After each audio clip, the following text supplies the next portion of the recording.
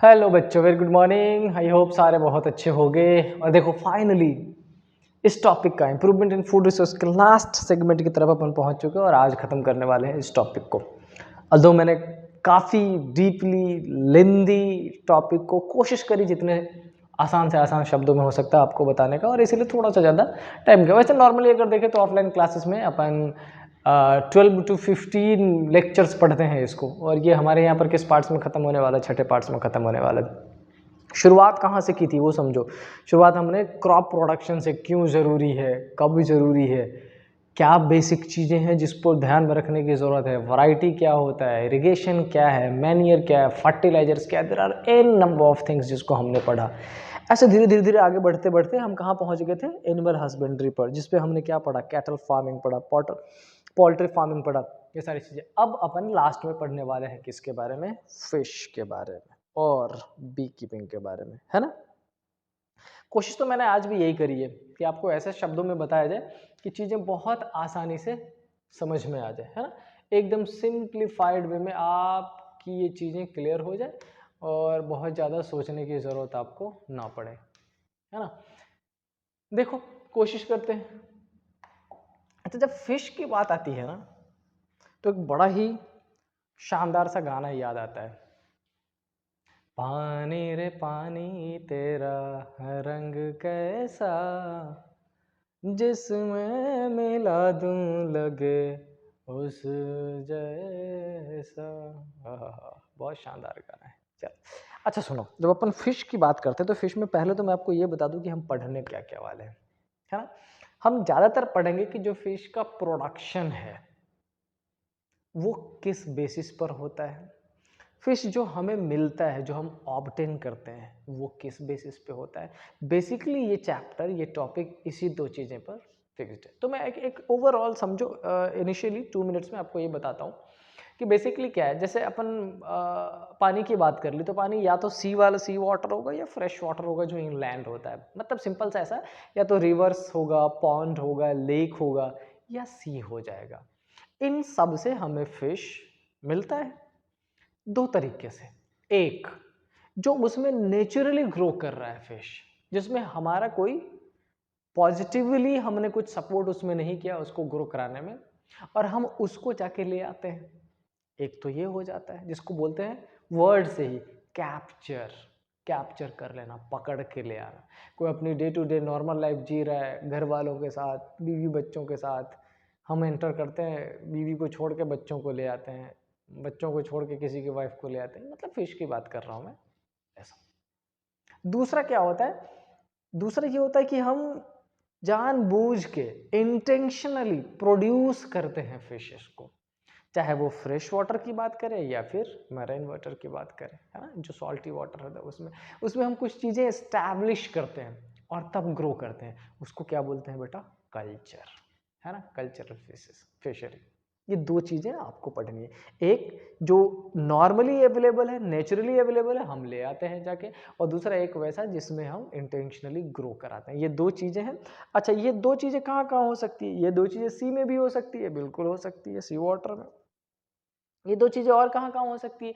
Fresh water में भी हो सकती है ना। तो आपको ओवरऑल बस एक चीज़ ध्यान रखना है कि हमें फिश कैसे मिलता है, कहाँ से मिलता है, उसको कितने वे में डिवाइड किया जा सकता है, ये बस अपने को पढ़ना है आगे, और कुछ नहीं है।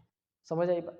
अच्छा देखो, जब अपन अब इस फिश की बात करते हैं ना, तो फिश प्रोडक्शन में इसके जो क्लासिफिकेशन की बात है, इसको दो डिफरेंट तरीके से क्लासिफाई किया गया है। एक तो हम ऑब्टेन कैसे करते हैं, मैंने अभी भी समझाया। दो तरीके से ऑब्टेन कर लेते हैं, एक तो अपन कैप्चर कर लेते हैं, एक अपन कल्चर करते हैं, यानी कि ग्रो कराते हैं प्रोडक्शन। एक वो, और दूसरा किस तरह के वाटर में ये डेवलप होता है, उस तरीके से क्लासिफिकेशन दे दिया जाता है इसका। कैसा? एक तो मरीन वाटर यानी कि सी, और एक फ्रेश वाटर जिसको इनलैंड बोलते हैं। तो आपको दिमाग में ये चार वर्ड रखने हैं। मैं कई बार रिपीट कर चुका, एक बार और बोल रहा हूँ, आपको चार वर्ड्स रखने हैं। कौन कौन से? सबसे पहला मरीन वाटर, दूसरा फ्रेश वाटर, तीसरा कैप्चर फिशरीज, एंड चौथा कल्चरल फिशरी। अगर ये चार वर्ड्स आपको याद रहे तो यूँ समझ लो ये सेगमेंट आपका इजीली क्लियर हो जाता है। चलते पीपीटी की तरफ। देखो क्या लेके आया हूँ मैं आपके लिए इधर। सबसे पहले ये रहा फिश प्रोडक्शन। क्यों करते हैं, क्या क्या मिल सकता है आपको? Fish fish production is a cheap source, है ना, थोड़ा सस्ता है as compare to other of animal protein for our food. आपने सुना होगा उसमें तो फैटी एसिड्स, ओमेगा एसिड्स, ये सारी चीज़ें बहुत हेल्दी होता है, बहुत ज़्यादा हेल्दी होता है ना, लिखा गया है। Fish production includes the finned true fishes as well as shell fishes such as prawn and molluscs. एक तो एग्जैक्टली जो फिश होता ही होता है, और दूसरा जो प्रॉन और मोलस्कस होता है उसको भी आप देखोगे प्रॉन कीड़ा टाइप का दिखता है, खाने वाले खाते हैं, एंजॉय करते हैं। There are two ways of obtaining fish, मैंने इधर मेंशन कर दिया, आगे अपन डीपली पढ़ेंगे। एक तो कैप्चर, जब अपन पकड़ लेते हैं, नेचुरली ग्रो कर रहा होता है उसमें से, और एक कल्चर जो हम ग्रो करवाते हैं। डन, ठीक है, चलो आगे बढ़ते हैं और देखते हैं क्या है। सबसे पहले ये देखिए, फिश प्रोडक्शन को कितने बेसिस पे कैटेगराइज किया गया, ये अभी अभी मैंने बताया, 2 बेसिस पे कैटेगराइज किया गया है। It categorised on the basis of source of water. Source of water का मतलब ये हो जाएगा कि एक आपका क्या हो जाएगा, सॉल्टी वाटर, अपन इसको दूसरे वर्ड में क्या बोल सकते हैं, बिल्कुल बोल सकते हैं हमारे, और दूसरा क्या हो जाएगा, इनलैंड, है ना, इनलैंड, या इसको अपन और क्या बोल सकते हैं, फ्रेश वाटर बोल सकते हैं।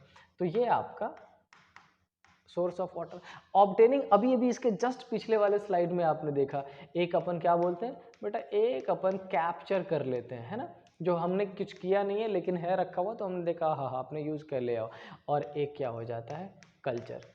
लास्ट 5 मिनट्स में मैं इन चारों वर्ड्स को कई बार वो कर चुका हूँ, रिपीट कर चुका हूँ। इसका बेसिक मतलब आप ये समझ लो कि आपका ये जो पूरा टॉपिक है ना, ये इन्हीं चारों वर्ड्स के आसपास टर्न अप करेगा। डन, ठीक है, चलो आगे चलते हैं, देखते नहीं। अब ये बात रही, हमने बात कर ली बेसिस ऑफ, कौन कौन सा बेसिस है, तो पहले हमने कौन सी बात कर ली थी, सोर्स ऑफ वाटर। अच्छा, सोर्स ऑफ वाटर में मैंने आपको बता ही दिया था कि 2 तरीके से अपने पास अवेलेबल होता है, एक जिसको अपन क्या बोलते हैं मरीन, यानी कि सी साइड में, समुद्र में, और दूसरा क्या, इनलैंड में। मरीन का तो बेसिक मतलब पता ही चल गया आपको कि जो कोस्टल एरियाज, आपको एक चीज़ तो पता ही होगा ना कि इंडिया का कोस्टल एरिया ह्यूज है, काफ़ी बड़ा है, 7516 probably, if I am not wrong, इतने लंबे किलोमीटर्स में। बहुत सारे स्टेट्स हैं जिसके कोस्टल एरियाज, और उनका इकोनॉमी काफ़ी हद तक इस चीज़ पर डिपेंडेंट है ना, फिशरीज वाला, कहाँ से, समुद्र से। और दूसरा इनलैंड फिशरीज, इनलैंड फिशरीज में मैंने आपको मेंशन कर दिया फ्रेश वाटर, जो rivers, ponds, lakes, and there are many different things जहाँ पर अपन इसको क्या कराते हैं, ग्रो कराते हैं, ठीक है। तो पहले हमने क्या देखा, किस बेसिस पे, हमने देखा कि एक तो हो जाता है कौन सा, वाटर का जो रिसोर्स है उस बेसिस पे, दूसरा हम ऑब्टेन कैसा करते हैं। अब हम जब ने वाटर में एंट्री कर ली, तो वाटर में 2 तरीके का है, एक तो मरीन फिशरीज होता है और एक कौन सा, इनलैंड फिशरीज। मरीन फिशरीज क्या हो जाता है, जब अपन सी से ग्रैब करते हैं, वहाँ पर कल्चर करते हैं, और इनलैंड फिशरीज जब नेचुरली हमारे पॉन्ड में, लेक में होता है, या हम वहाँ पर ग्रो करवाते हैं, 2 चीज़ें। अब बेटा चलते हैं मरीन फिशरीज पे। एक चीज़ ध्यान से समझो, जब अपन सी साइड की बात करते हैं ना, ये सी की बात करते हैं, तो वहां पर भी 2 कॉन्सेप्ट जनरेट होता है। एक जो नियर अबाउट कोस्टल एरियाज, जो सी का बेसिक है, कोस्टल एरियाज, वहां पर अपन कर लेते हैं। और कुछ लोग ऐसे होते हैं जो डीप इनटू द सी जाते हैं, अच्छे बड़े बोट्स लेके, वो वहां से पकड़ के लाते हैं। इस बेसिस पे उसको 2 तरीके में डिवाइड कर दिया जाता है, एक कौन सा, कोस्टल फिशरीज, और एक कौन सा, डीप। नाम से समझ लो, कोस्टल का मतलब ये हो जाएगा कि जो जमीन से जुड़ा हुआ पार्ट होता है सी का, उस वाले पे, वहां पर भी दोनों हो सकता है, कैप्चर भी और कल्चर भी। और एक कौन सा हो जाता है, डीप सी में। अच्छा, डीप सी में सुनो कितना टेक्नोलॉजी डेवलप हो गया है। आपने जो सैटेलाइट है ना, सैटेलाइट के थ्रू अपन पता कर लेते हैं कि जो फिशेस है उसका शोल, यानी जहाँ पर नंबर ऑफ फिशेस बहुत ज़्यादा है, वो कहाँ पर है। अपन वहाँ से उसका आइडिया लगा के उधर की तरफ ही जाते हैं और वहाँ से पकड़ के लाते हैं। तो जब अपन इस मरीन फिशरीज के अंदर जाएंगे, तो बेटा अपन यहाँ पर 2 चीजें पढ़ेंगे। क्या लिखा है, द कोस्टल, फर्स्ट वाला कौन कौन सा है, अभी अभी मैंने आपसे शेयर किया, इसको अपन क्या बोलते हैं, कोस्टल फिशरीज, मतलब जो सी का पार्ट लैंड से रिलेटेड है। एंड ऑफ शोर या डीप सी फिशरीज, जब अपन डीप चलते हैं, एक तो ये देख लो फिगर आपका, है ना, अपन कहाँ पर है, सी साइड में, एक ये डीप सी में हमने बहुत डीप तक अंदर तक चले गए, ठीक है। क्या लिखा है, the coastal states of India, Kerala, Tamil Nadu, Gujarat, West Bengal, Goa, Karnataka, Maharashtra, Andhra Pradesh and Orissa, इसके अलावा और भी यूनियन टेरिटरीज है इन सब में, और इन सब में फिशिंग काफ़ी चर्चे में, ठीक है। ये मैंने एग्जैक्ट शायद 7516 ही बोला था, 7516 ही है। अब आपको आई होप ये कोस्टल फिशरीज और ऑफ शोर फिशरीज समझ में आ गया होगा। कोस्टल का मतलब वैसा पार्ट सी का जो लैंड से कनेक्टेड हो, और ऑफ शोर या डीप सी का मतलब जो अपन बहुत अंदर चले जाते हैं, ठीक है। अच्छा, उसी कोस्टल को और ऑफ शोर को, ऑल्दो ये आपके टॉपिक में बहुत ज़्यादा डीपली नहीं, लेकिन देख लो क्या लिखा, within 50 kilometre of the coast line और down to depth of 200 metres, यानी कि 50 किलोमीटर आगे तक चले जाते हैं या डाउन टू डेप्थ उसको बोलते हैं। और डीप सी का क्या मतलब है, यहाँ पर कुछ मेंशन कर दिया 200 मीटर या 1600 मीटर्स, है ना, जो अपन आगे चले जाते हैं, लेकिन ये आपके इसमें नहीं है। अब देखो ये जो मरीन फिशरीज है जिसकी हमने बात कर ली कि हम समुद्र से लेते हैं, समुद्र से कैसे लेते हैं, समुद्र से या तो हम कल्चर कर लेते हैं, हम ग्रो कराते हैं, या वो जो नेचुरली अवेलेबल है उसको पकड़ लेते हैं। कैसे कैसे, एक तो या तो कोस्टल एरियाज में पकड़ लेते हैं या एक डीप सी में जाकर पकड़ लेते हैं। उसमें कौन कौन सा है जो इंपॉर्टेंट है, सबसे पहले देखिए पॉपुलर मरीन फिशरीज। बेटा ये नाम आपको याद रखना पड़ेगा, ये बहुत ज़्यादा इंपॉर्टेंट है, ये एमसीक्यू में पूछा जा सकता है कि ये जो पॉम्फ्रेट फिश है ये क्या है, इनलैंड फिशरी है या मरीन फिशरीज है। मरीन फिशरीज में समझ आए, मरीन फिशरीज में हमने इसको पढ़ लिया, आपको नाम याद रखना पड़ेगा। वैसे क्या है, मैकरेल क्या है, मरीन फिशरीज है। टूना बहुत ज़्यादा मतलब नोन, बाकियों का हो सकता है आपने नाम नहीं सुना हो, लेकिन उसका नाम सुना होगा ट्यूना का। और उसके बाद क्या है, सार्डाइंस, और ये क्या है, बॉम्बे डक। ये जो फिश है काफ़ी स्पेशल है। तो आपको बेसिकली इसमें और कुछ नहीं, इसमें इन पांचों का आपको नाम याद रखना पड़ेगा कि ये पांचों ऐसे फिशेज है जो कौन से किसके अंदर आता है, मरीन फिशरी के अंदर आता है, ठीक है। चलिए अब देखो ये तो हो गया नॉर्मल। कुछ मरीन फिशरीज बेटे ऐसे भी हैं जिसका इकोनॉमिक्स के हिसाब से अगर देखें तो बहुत ज़्यादा इंपॉर्टेंट है। सिंपल सा मतलब क्या होगा, या तो महंगा होगा या उसे कुछ खास चीज़ें अपने को मिल जाती होंगी। कौन कौन सी, लेट्स सी क्या लिखा है, some marine fisheries fishes of high economic values. कौन कौन सा है, this includes finned fishes like, finned का मतलब जिसके ऊपर आप ऐसा क्या बोलते हैं उसको, हिंदी में कुछ नाम बोलते हैं अपन, जो फिश के ऊपर ऐसा रहता है जो स्किन का लेयर है उसके ऊपर वाले पे क्या लिखा है, mullets, bhetki and pearl spots. उसके बाद क्या लिखा है, शेल फिश में such as prawn, mussels and oyster. यहाँ पर मैंने उसकी पिक्चर मेंशन कर दी है। आपको इसमें से बहुत कुछ नहीं, मैं दोबारा रिपीट कर रहा हूँ, लेकिन नाम याद होना बहुत ज़्यादा ज़रूरी है, ये किसके अंदर आता है। नेक्स्ट क्या लिखा है, प्रॉन मछली, ये लिखिए oyster are also cultivated from the pearls they make, for the pearls they make. होता क्या है देखो, ये ओयस्टर ना कुछ, अब मैं हैंड अगर ऐसा कर दूँ अपना ऐसा, तो कुछ ऐसा टाइप का रहता है, इसके बीच में दो पार्ट्स रहते हैं, दो अलग अलग, यानी यू सपोज कर लो कि ऐसा ऐसा ऐसा फोल्ड करने की कंडीशन बनती है।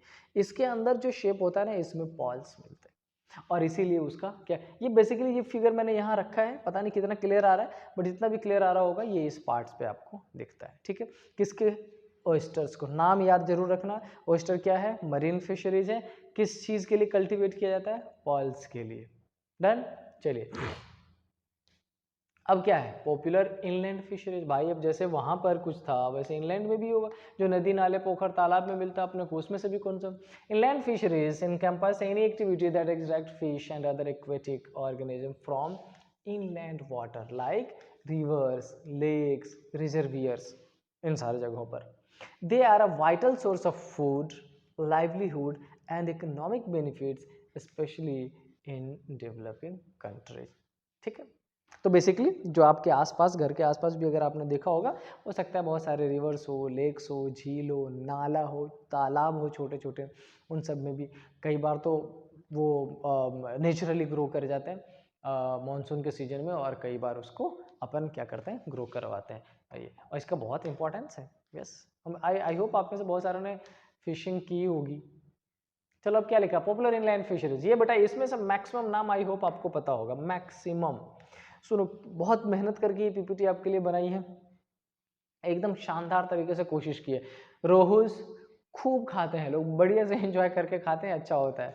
ग्रास काप, कैटलस, मृगल्स एंड सिल्वर काप। मैं फिर से बोलूँगा, आपको नाम याद रखना पड़ेगा कि कौन सा फिश मरीन फिशेस में आता है और कौन सा फिश इनलैंड या फ्रेश वाटर फिश में आता है, ये आपको याद रहना चाहिए बस। इसमें और कुछ फिश से रिलेटेड इससे ज़्यादा कुछ आपसे नहीं पूछेगा। अब देखो एनसीईआरटी क्या कहती है, fish is a cheap source of animal protein for our food, yes, fish production includes the finned true fish as well as shell fish such as prawn and मॉलकस।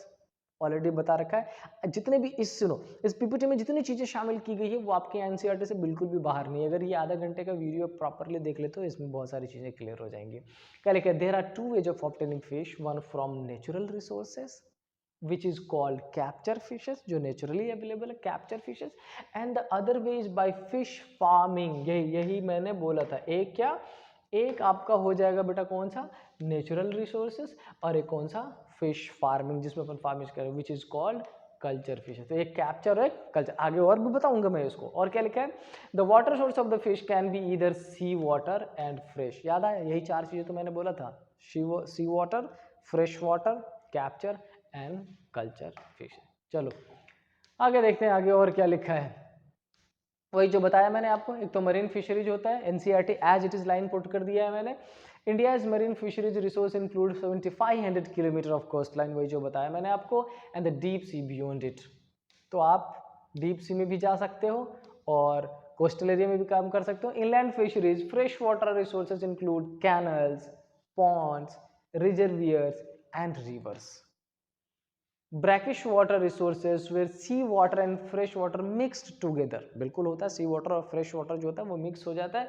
Such as estuaries and lagoons are also important fishes. ये आपने SST में पढ़ा होगा ये दोनों term, है ना। जैसे कई बार ऐसा होता है जैसे रिवर जा रही है ना, वो टर्न लेती है, और जहाँ से ऐसा कर्व लेकर टर्न लेती है वो पार्ट अलग हो जाता है, रिवर फिर से स्ट्रेट चली जाती है, वो कुछ छूटा हुआ पार्ट्स हो जाता है ना। वैसे ही रिवर और शीज, आपने सुंदरबन डेल्टा का भी सुना होगा, उधर भी है ना, वो सारी चीज़ें होती है।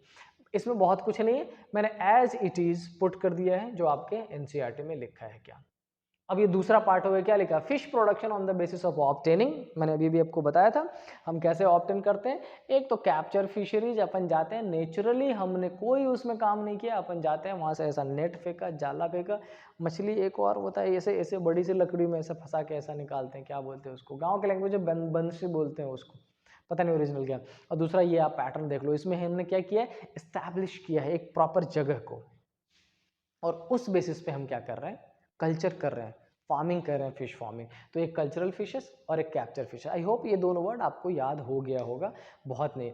अब आते हैं कैप्चर फिशरीज में। कैप्चर फिशरीज को थोड़ा सा ध्यान से पढ़ लो, इसमें कुछ क्वेश्चंस आपसे पूछे जा सकते हैं। क्या लिखा गया है? It involves harvesting naturally occurring aquatic, दोबारा इस वर्ड को याद रख लेना, naturally, organism from their natural habitats such as oceans, lakes, rivers, कहीं से भी वाटर जहाँ पर भी वहाँ पर भी, लेकिन उसको ग्रो करने में, उसकी फार्मिंग हमने नहीं की, वो नेचुरली फार्मिंग किया है। तो this include both marine, clear है, एंड फ्रेश वाटर, कहीं भी होता हो, समझ आया। कैप्चर कर लेते हैं, भूखे हैं हम, जाके पकड़ के ले आते हैं। अच्छा कल्चरल, इस पे ज़्यादा इंपॉर्टेंट क्या लिखा, कल्चर की बात ही कर दी कि जब हमने फिश फार्मिंग करना शुरू कर दिया, फिश ग्रो करना शुरू कर दिया, दो तरीके का उसमें भी हो जाता है। एक तो हमने पढ़ा कैप्चर और दूसरा कल्चर, कल्चर में ग्रो। अब इसमें क्या है, एक है मैरीकल्चर और एक क्या है, एक्वाकल्चर। मैं पहले आपको हिंदी में नॉर्मल लैंग्वेज में समझाता हूँ, सुनो। एक ऐसी जगह जहाँ पे सारी चीजें कंट्रोल में हो मेरे, मैं कितना प्रोड्यूस करना चाह रहा हूँ, मैं क्या प्रोड्यूस करना चाह रहा हूँ, मैं कब प्रोड्यूस करना चाह रहा हूँ, ठीक है। और एक जिसपे उतना कंट्रोल आपका ना हो। ये दो चीजें आप यहाँ पढ़ने वाले हो। क्या लिखा है, culture of fish in marine water और सॉल्ट वाटर इन्वायरमेंट। अच्छा एक चीज और देख लो, ये जो मैरी कल्चर है कहाँ है, एम से मैरी और एम से मरीन, याद रहेगा, मैरीकल्चर और marine. It involves the management and harvesting of these organisms for food and other products, either in their natural marine habitat or in controlled environment like pens, tanks or channels। या तो naturally हो रहा हो, जहां पर सी side में कहीं भी हो गया वो हो गया, और दूसरा किसमें, ये जो बना रखा है, ये जो फिगर आपको नहीं दिख रहा है, सर्कल सर्कल सा जो बना हुआ है, जिसके अंदर हमने उसको ग्रो कराया। फिर से ध्यान से सुन दो, मैरीकल्चर MARI मैरी में भी आता, मैरीकल्चर में MARI मरीन में भी आता। तो आपको सिंपल जब कभी ये वर्ड पूछा जाए तो ध्यान रखना है कि मैरीकल्चर कहाँ होता है, सी में होता है। देन दो तरीके से होता है, एक तो उसके नेचुरल हैबिटेट में, मतलब सी में ही पूरा हमने कुछ उसको कवर नहीं किया, कोई सर्कल नहीं बनाया, कोई उसका हैबिटेट स्पेसिफिक नहीं बनाया, हमने छोड़ दिया, उसमें वो ग्रो किया। और दूसरा जिसमें स्पेसिफिक बनाया गया हो, ठीक है। अब आते हैं aquaculture, culture of fish in fresh water. तो ध्यान रखो, जैसे ही एक्वा की बात आती हो आपको इसमें नाम क्या रखना है, फ्रेश, और जैसे ही इसकी बात आती हो नाम क्या रखना है, मरीन। ठीक है। कंट्रोल्ड इन्वायरमेंट, देखो बहुत ध्यान से सुनना है, इसमें क्या लिखा है, कंट्रोल्ड इन्वायरमेंट फॉर कमर्शियल और पब्लिक पर्पस। कंट्रोल का मतलब क्या, हम जो चाह रहे हैं, हम जैसा चाह रहे हैं, हम जब चाह रहे हैं, that is it involves breeding, है ना, raising and harvesting fishes, shellfish and aquatic. Breeding का मतलब ये कि हम कौन सा फिश आ रहा है, याद होगा हमने अभी अभी वैरायटी में भी पढ़ा था, जब क्रॉप प्रोडक्शन पढ़ा था तब भी हमने पढ़ा था, जब हमने कैटल फार्मिंग पढ़ा था तब भी हमने पढ़ा था कि हम ब्रीड कराते हैं तो हमें स्पेसिफिक ट्रेट्स के साथ स्पेसिफिक क्वालिटी वाली चीज़ें चाहिए होती है और तब हम उसका कराते हैं, उसको मैनेज किया जाता है। रेजिंग, कैसे उसको ग्रो कराना ताकि वो ज़्यादा बड़ा हो सके, ज़्यादा वजन हो सके, उसके बाद कैसा हार्वेस्टिंग कैसे किया जा सकता है। ठीक है। तो हमने यहाँ पे दो चीज़ें पढ़ ली, किसके अंदर, कल्चरल फिशरीज के अंदर, मरीन यानी कि जो सी में होगा, और एक्वाकल्चर जो फिश फ्रेश वाटर में होगा। ये कंट्रोल्ड होगा, हम जब चाहेंगे तब चाहेंगे, इसमें पैटर्न दोनों, ये कंट्रोल्ड भी कर सकते हो, ऐसा हैबिटेट बना के स्पेसिफिक या नेचुरल हैबिटेट में छोड़ दो। डन। आई होप इतनी चीज़ें तो क्लियर हो गई होगी, बहुत ही सिंप्लीफाइड में अपन चल रहे हैं।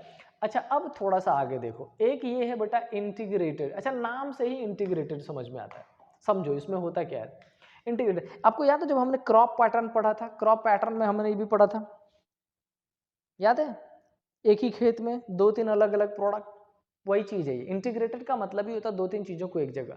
अच्छा, हमारे यहाँ जब चावल, राइस, जब धान धान धान बोलते हैं उसको, धान जब ग्रो कर रहे होते हैं ना तो उसको वाटर की बहुत ज़्यादा ज़रूरत होती है ना, और उसी वाटर में हम क्या करते हैं, फिश का जो ब्रीड्स होते हैं, जो एग्स होते हैं वो डाल देते हैं और वहीं पर उसको प्रोड्यूस कर लेते हैं। तो बेसिकली एक क्रॉप के साथ जब फिश को कंबाइंड करके ग्रो कराया जाता है उसी को क्या बोलते हैं, इंटीग्रेटेड। मेक श्योर राइस वाला, fish culture in combination with rice crop, high water requirement ये देख रहे हो, ये वाटर और ये जो हमने यहाँ जमा कर रखा है, कुछ नहीं, बहुत सिंपल है, इस वर्ड से याद कर लीजिएगा। इंटीग्रेटेड मीन्स जहाँ पर एक से ज़्यादा चीज़ों को ग्रो करवाया जाता हो, that is integrated. Alright, I hope बहुत क्लियर हुआ होगा।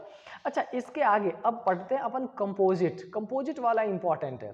कंपोजिट फिश कल्चर क्या होता है, कंपोजिट फिश कल्चर सुनो। अब इसी इंटीग्रेटेड और कंपोजिट में डिफरेंस समझ लो। इंटीग्रेटेड का मतलब हो गया जहां पर एक दूसरा चीज, दूसरा प्रोडक्ट क्रॉप था और हमने किसको कर लिया, फिश को। अब कंपोजिट वाले में ना एक ही जगह पर फिश के अलग अलग तरीके होंगे, अलग अलग काइंड्स के फिश अपन प्रोड्यूस करेंगे। इसमें बहुत सारे फायदे, फिर से स्टोरी सुनो, सिंपल सा है। ये सपोज कर लो एक पॉन्ड की इतनी डेप्थ है, ये सबसे नीचे, ये मिडिल, ये उसके ऊपर, ये उसके ऊपर, ऐसा।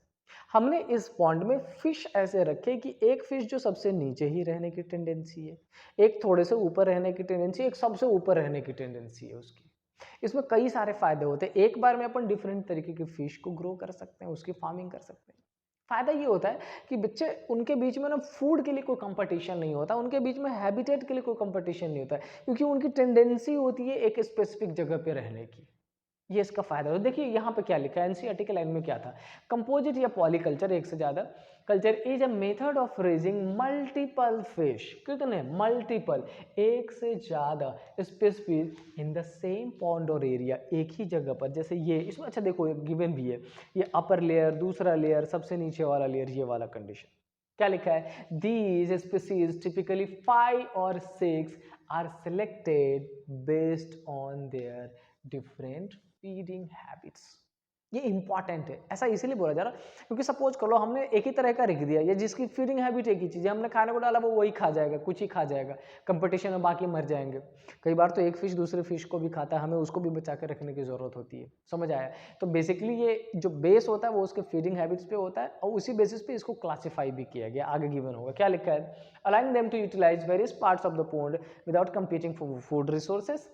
The goal is to maximize fish production, fully utilizing an available food resource.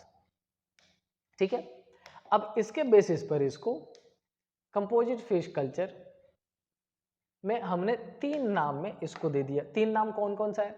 सबसे पहला सरफेस फीडर, फिर मैं बोलूँगा नाम से समझ लो। सरफेस का मतलब सबसे अपर वाला जो लेयर होगा वो, सबसे ऊपर वाले लेयर पे जो खाता है वो। उसके बाद क्या है? बॉटम फीडर, सबसे नीचे वाले लेयर पे जो होता है वो। और उसके बाद क्या है? कॉलम फीडर, जो इन दोनों के बीच में होगा। समझ आया क्या लिखा है?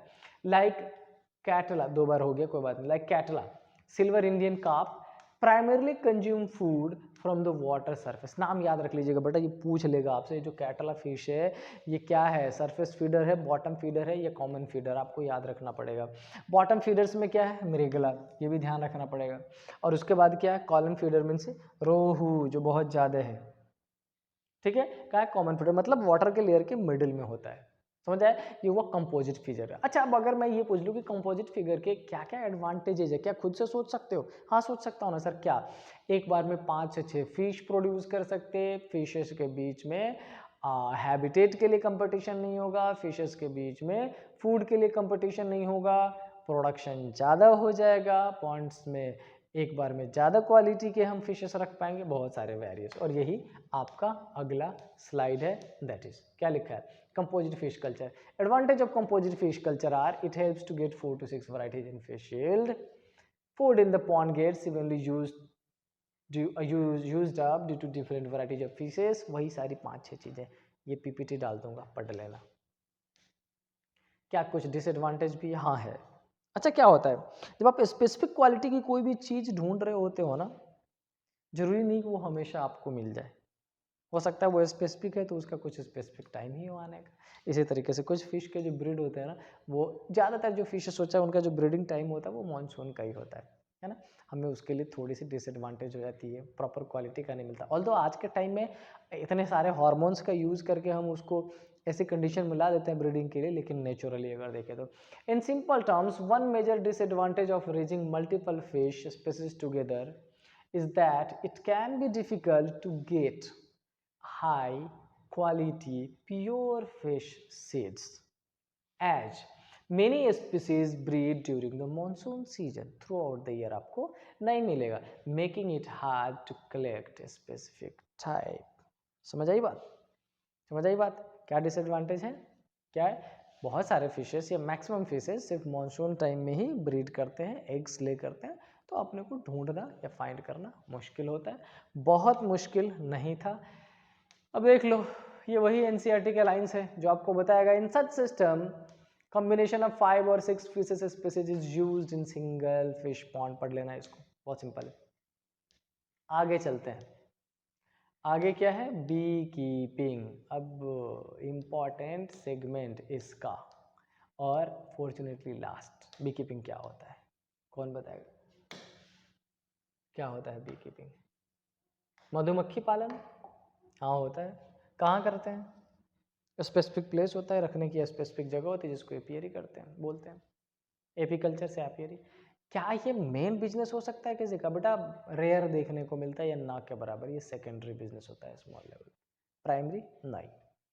Bee keeping also known as apiculture, it is the practice of managing or keeping honey bee colonies to obtain honey and other bee products like wax. It is a small scale industry. क्या है ये? Small scale industry. समझ आया? Right, ठीक है। अच्छा, अब यहाँ पर जो एपीकल्चर लिखा है ना, उसी से रिलेटेड वो याद रखिएगा। एक वर्ड होता है एपियरी, मेंशन किया गया। An apiary is a designated location where bee keepers keep and manage colonies of bees typically for honey production. यहाँ पर मेंशन कर लीजिए, देख लीजिए। आपको देखिएगा छोटे छोटे घर बने होते हैं जिसमें बहुत सारी मधुमक्खियाँ रहती है। वैसे आपने देखा होगा घर के बाहर या इधर उधर पेड़ों पे कहीं कहीं छत्ता लगा हुआ होता है, छत्ता बोलते हैं ना। अच्छा, याद है जब आपका पहला टॉपिक है ना सेल वाला, the fundamental unit of life, उसमें भी हनी कॉम्ब का यूज़ किया गया है। वो दिखने में वैसा ही होता है जिसमें मधुमक्खियाँ होती हैं। ये तो ये आपका 2 वर्ड्स याद रखने, एक तो एपियरी जहाँ पर उसको रखा जाता है। अच्छा, कुछ खास चीज़ें हैं जिसको एक बार देख लो। कॉमन यूज्ड फॉर कमर्शियल, नाम आपको इसमें फिर से याद रखना पड़ेगा। शानदार शानदार फोटोज मैंने निकाले हैं आपके लिए, बेहद शानदार। द एपिस मेलिफेरा और यूरोपियन हनी, बेसिकली ये इटालियन है, बहुत शानदार है।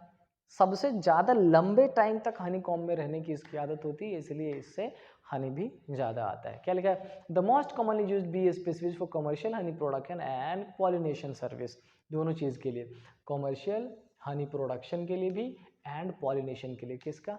एपिस मेलिफेरा, नाम याद रख लीजिएगा। उसके बाद क्या लिखा? Other species like Apis Serena indica, कौन सा है? सेकेंड वाला, and Apis dorsata rock bee, कौन सा है? ये वाला। नाम याद रख लीजिएगा, सब में एपिस लगा हुआ है। ये जो बायोलॉजिकल नाम मैंने लिखे हैं ये एग्जैक्टली ऐसा नहीं है, इसको अंडरलाइन भी करना पड़ता है, जो यहाँ पर मिसिंग है उस पर ध्यान मत देना अभी, ठीक है, क्योंकि वो आपके सिलेबस से हटा भी दिया गया है, अभी नहीं है आपके सिलेबस में। तो नाम याद रखिएगा, Apis mellifera, Apis dorsata, Apis cerana. ये रही इंफॉर्मेशन वो जो मैं बता रहा था। एपिस मेलिफेरा और Italian honey bee offer several advantage for bee keepers including क्या क्या? सबसे पहले लेस लाइकली टू स्टिंग, मतलब काटने के जो चांसेस होते हैं कम होता है। Producing a high amount of honey, ज़्यादा से ज़्यादा, staying in the high for longer period, ज़्यादातर पीरियड के लिए, and breeding well and produce fresh worm. इसमें से 4-5 चीज़ें दे दी गई। एक तो क्या, हनी ज़्यादा देता है, बिहीव जो होता है, बिहाइव जो होता है उसमें, हाइव जो होता है उसमें वो ज़्यादा देर तक रहता है, ब्रीडिंग वेल मतलब ज़्यादा से ज़्यादा प्रोडक्शन करता है, बहुत सारी जो बेसिक फैसिलिटी है वो सारी इसमें है। डन। अब आपका ये कौन सा रहा?